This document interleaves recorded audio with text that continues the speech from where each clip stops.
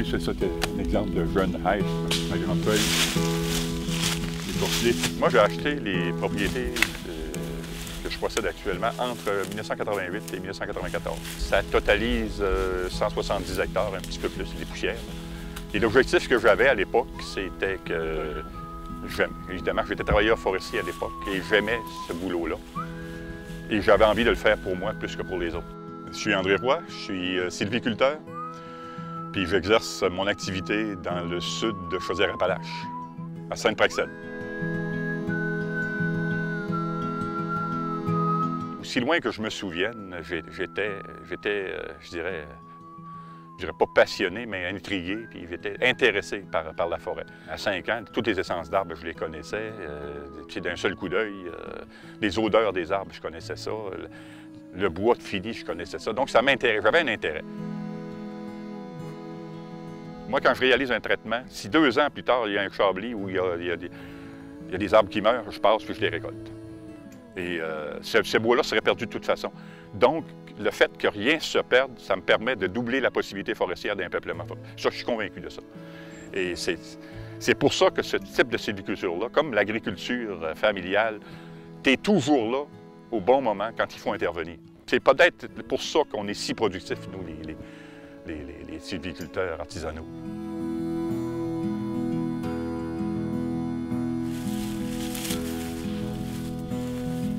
J'ai l'habitude de dire que la première richesse d'une forêt, c'est son sol.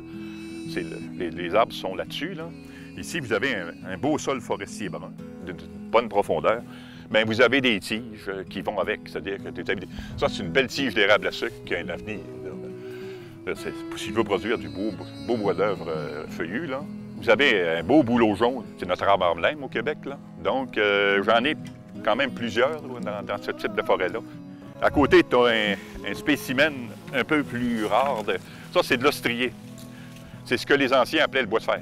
Le bois le plus dur de nos forêts. C'est plus dur que de l'érable, c'est plus dur que du chêne.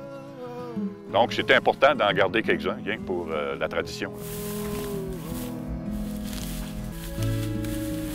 Les pratiques environnementales, c'est ce que je fais. Tu vois rien, tu vois pas de saccage ici. Tu vois pas de... La machinerie n'a pas brisé le sol, puis tu as de beaux arbres d'avenir. C'est ça vraiment la meilleure pratique agro-environnementale, c'est ça. C'est d'essayer d'imiter la nature, tout en améliorant ses performances. Parce que la nature n'est pas nécessairement très performante.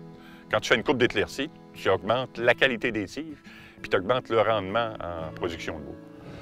Ce que la nature ne fait pas nécessairement. Parce que s'il y a de la compétition dans la nature, les arbres vont s'arranger pour survivre aussi longtemps que possible. Mais les tiges vont se déformer. Tu vas avoir du dessèchement, tu vois. Donc, des fois, c'est peu commode de donner un coup de pouce à la nature. Celui-là, il n'y a pas d'avenir. Il y en a autour.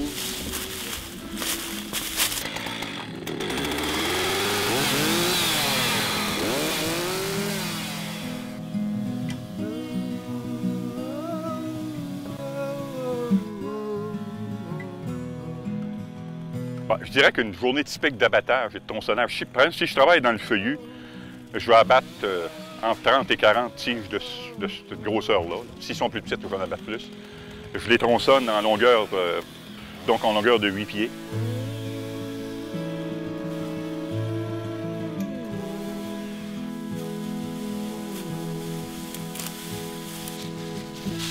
L'autre étape, c'est de le ramasser.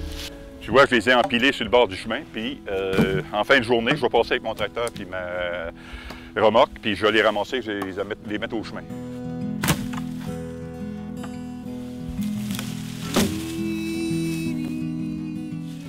La faiblesse qu'on a, c'est qu'au Québec, on n'est pas conscient qu'on est assis sur une mine d'or forestière.